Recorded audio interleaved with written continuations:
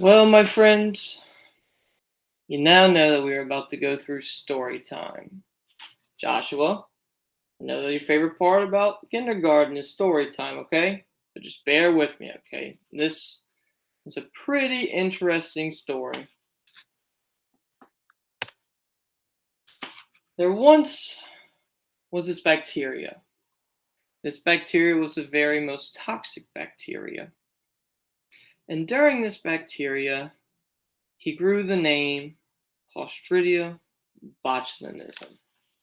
Now, Joshua, I know you might be wondering, what is Clostridium botulinum? Well, Clostridium botulinum was a spore-forming bacteria that had a rod shape and was often found on surfaces of food that is not properly processed. These things, often seafood or anything you might normally eat. It was considered the most toxic substance that we've ever known, and portions of it could often kill.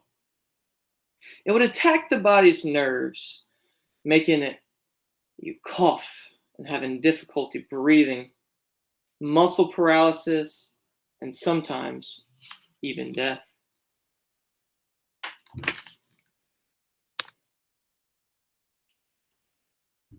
There was also this one thing that we all knew of, the parasympathetic nervous system.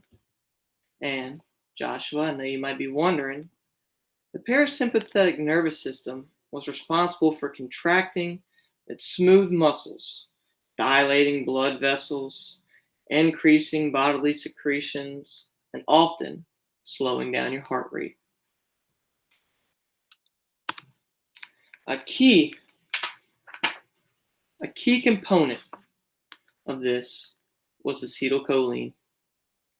Acetylcholine was the chief of the parasympathetic nervous system.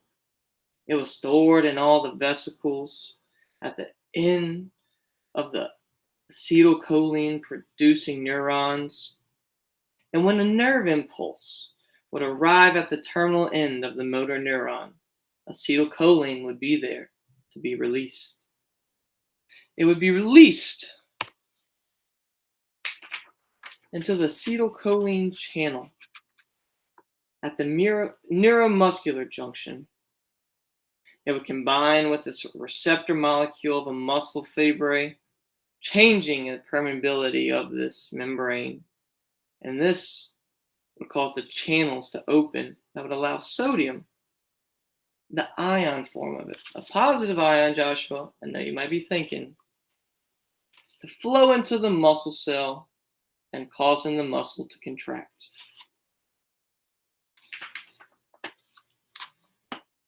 Then came along this dark, evil, and some of you might know as Thanos, the inevitable disorder, was also known as wrinkles.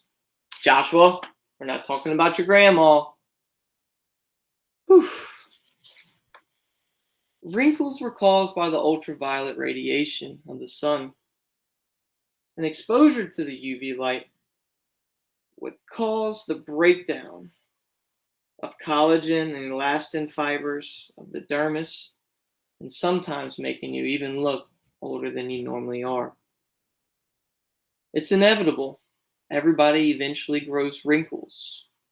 But what they didn't know was something about that most toxic bacteria that no one loved, the one that people used to blame for everything, that he actually had a good heart, and that one day he would change the game. Clostridia botulinum, that toxic and most toxic bacteria,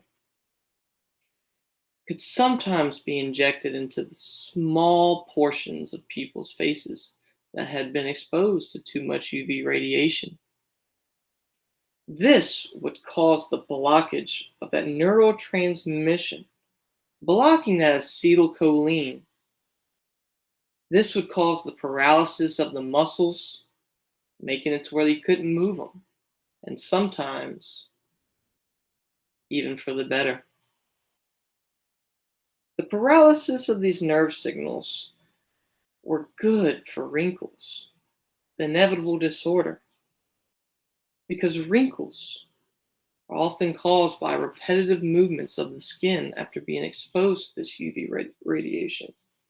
But little did they know that Clostridium botulinum would be here to save the day of the world's most profound and inevitable disorder by blocking acetylcholine binding to these receptors, making it to where muscles couldn't move, and it would limit them and allow them to prevent the wrinkles that we all have learned to hate.